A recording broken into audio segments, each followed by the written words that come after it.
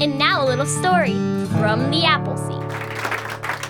I do love the western section of the United States, and I love to tell tall tales.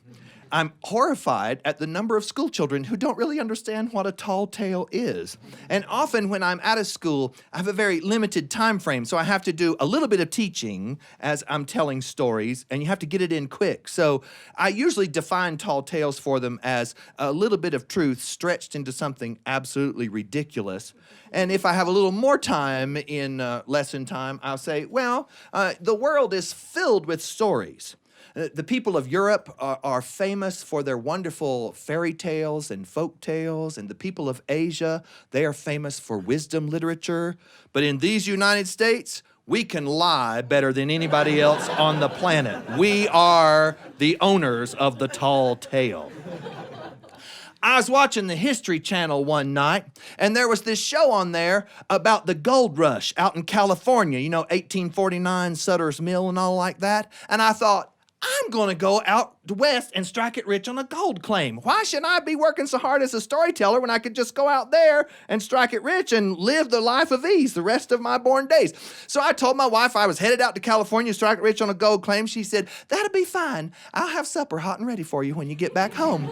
I climbed on the train. We chugged out to California. As soon as I got off the train, there was this old-timer standing there on the rail platform. He was 100 if he was a day. So I figured he knew everything about California. Might have even built the place himself. He lived so long. And I asked him, I said, tell me, old timer, where do I go to pan for gold like I saw on the History Channel on the television? He said, oh, you greenhorns, you come out here from the east and you think you're going to strike it rich on a gold claim? It's very dangerous, hard work. You've got to go way up in the Sierra Nevada mountains. There's all kinds of wild animals that'll attack you up there, bear and mountain lion.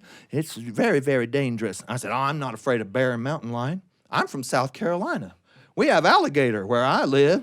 You know what an alligator is? It's a dinosaur that's been hungry for 1,000,000 years. So I'll be fine. I'll be just fine. He said, well, I would advise you to learn everything you can about the dangers of this frontier territory before you strike out. So I went inside the rail station, and there was a magazine rack there. They were selling copies of the Old Farmer's Almanac. Everybody knows, no matter where you are in the world, you should live your life according to the Old Farmer's Almanac. Yeah, now I mean the yellow Old Farmer's Almanac, not that one with the blue cover. I wouldn't do anything by the dates and calendar in that almanac. You need the yellow Old Farmer's Almanac. And sure enough, there was information in there about wild animals, about bear in particular.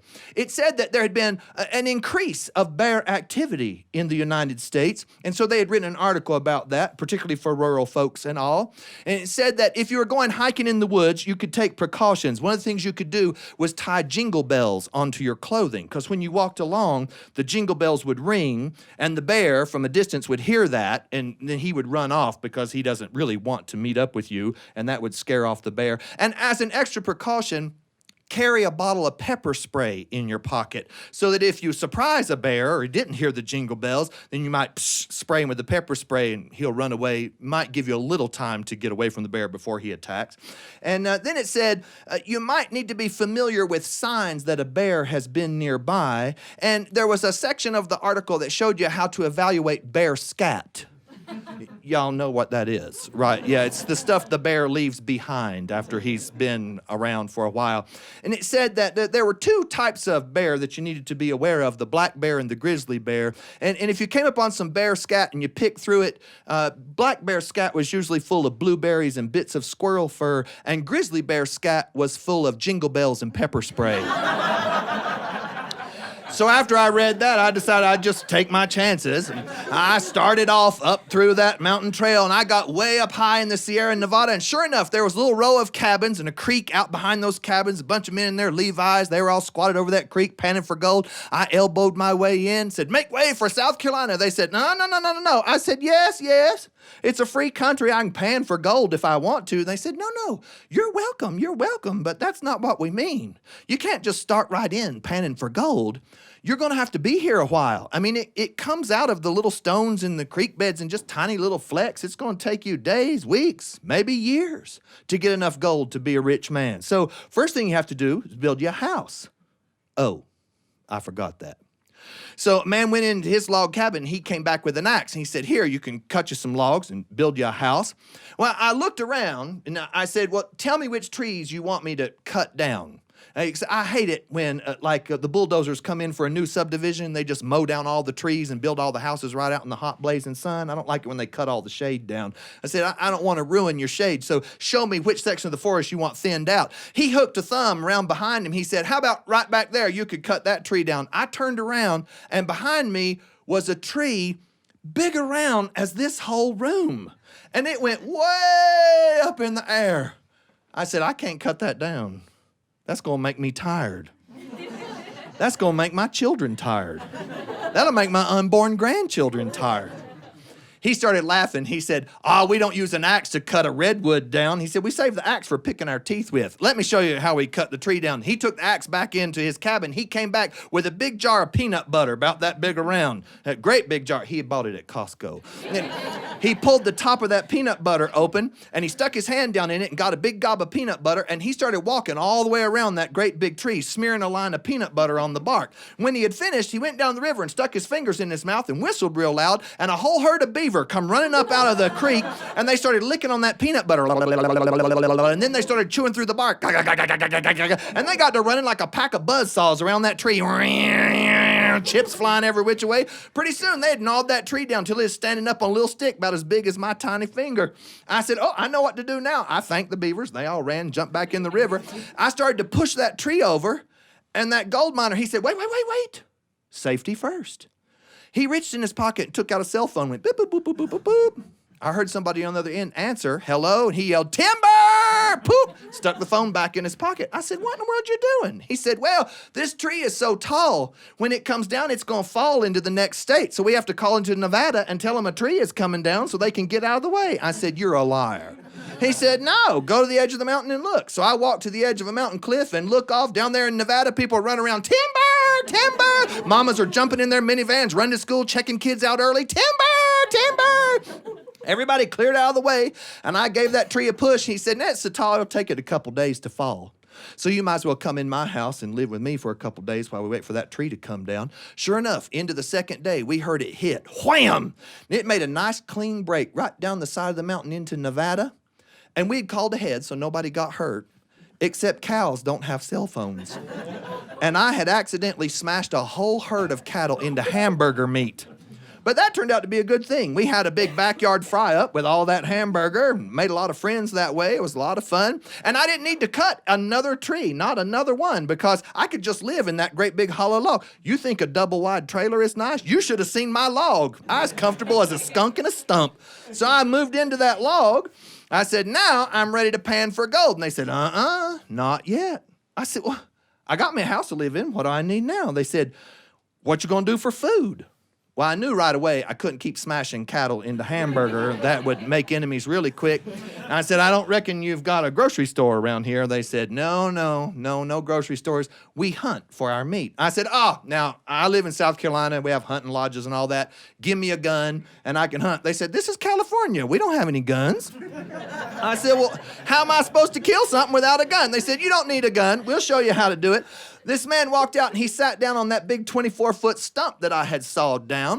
And he sat there for a little while, and I sat next to him. We waited, and a duck came by. Whack, whack, whack, whack, whack, whack. He gave that duck a look, and it just fell right out of the sky, dead at his feet. I said, how you doing that? And he says to me, I ugly 'em down. I said, ugly 'em down? He said, yeah. He said, you look the bird right in the eyeball, give it a real mean, ugly look, and it scares it so bad it has a heart attack and falls right out of the sky. I said, wow, who taught you how to do that? He said, my wife. Why don't you bring her out here and let her hunt for you? He said, she tears them up too bad. So he taught me how to ugly birds down. I sat down on that stump. A little while, a duck came by. Whack, whack, whack, whack. I gave it a look. And it flew off like it was laughing at me. Whack, whack, whack, whack. I waited. A turkey came up. I gave it a look. Off it went. I sat there on that stump, uglying birds all day. Never could drop one out of the sky. And that's when I realized I was going to starve to death on account of my good looks. I mean, look at this profile, ladies. I should have gone to Hollywood and become a movie star.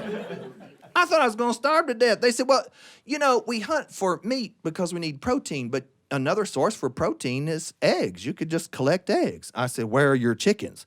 They said, we don't have chickens, but up there on the cliff above the camp, there's an eagle's nest. There'll be eggs in there.